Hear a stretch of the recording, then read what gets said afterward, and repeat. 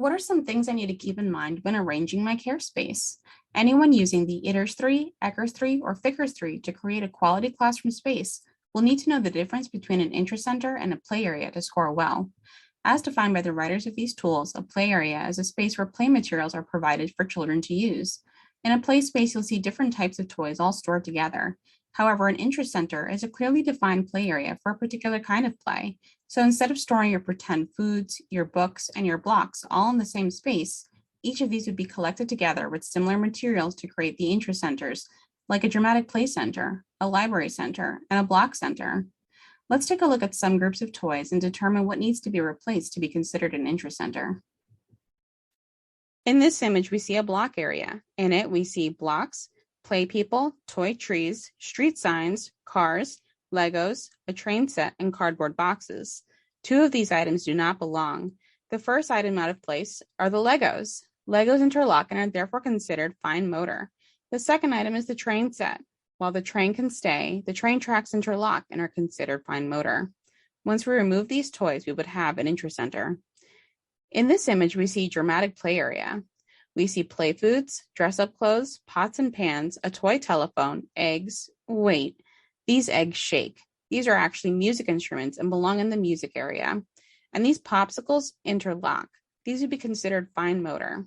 We also see some books, but the books are relevant to cooking and enhance the dramatic play. These would be allowed to stay. With the removal of the egg shakers and the popsicles, we would have an interest center. To understand what does go in a particular interest center, take a look at the notes for clarification section of each item to see what toys must be seen in each area. You can also think about whether a toy will make a space an interest center or a play area by thinking about whether that toy enhances that type of play or detracts from it. In the instance of the cookbooks, that enhanced the dramatic play and encouraged cooking. In the instance of the Legos, they would detract from the block play and be used instead of blocks. Here are some additional tips to consider when organizing your space and materials. Label shelves and materials in English and with pictures. You may even want to consider adding other major languages spoken in your classroom. Organize toys by type instead of keeping them all together in one bin. Avoid stacking materials and overcrowding shelves. This will make finding toys and cleaning them up difficult. Use child-sized shelves to store toys and keep toys accessible at children's level, and without lids kids can't open themselves. During free play, children will need to be able to access toys without asking for help. Make sure tables and chairs are all child-sized. You'll know that chairs are child-sized when you see that their knees and hips are both at 90-degree angles with their backs supported by the chair. Feet should touch the ground or be supported by a footrest. You'll know that the table is child-sized when their elbows bend at 90 degrees and are comfortably resting on the table. You don't want to see knees and hips bent at acute or obtuse angles or feet dangling while seated. Keep quiet areas like library and cozy corner away from loud areas like dramatic play, blocks, or music. To do this, you can use spaces like science, math, and fine motor as buffer zones. Keep your messy play like art and sand or water table by the sink or the nearest door to a sink so you aren't walking across the classroom with messy materials. Give popular centers like blocks and dramatic play more space in your classroom.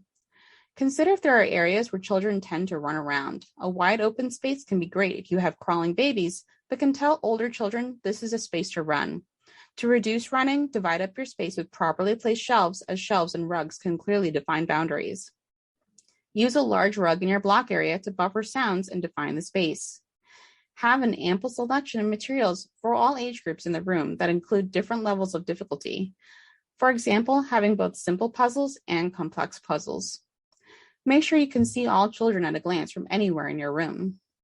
Think about the routines you do in each space. Having predictability in how the space is used during transitions will help make them run smoother and help children feel safe by knowing what to expect. Lastly, take the time to teach children the expectations on how to use and store materials. Children may need hands-on, explicit guidance to understand how to interact with their environment. Your classroom acts as another teacher in the room and can help manage behaviors and expectations and either enhance or detract from play.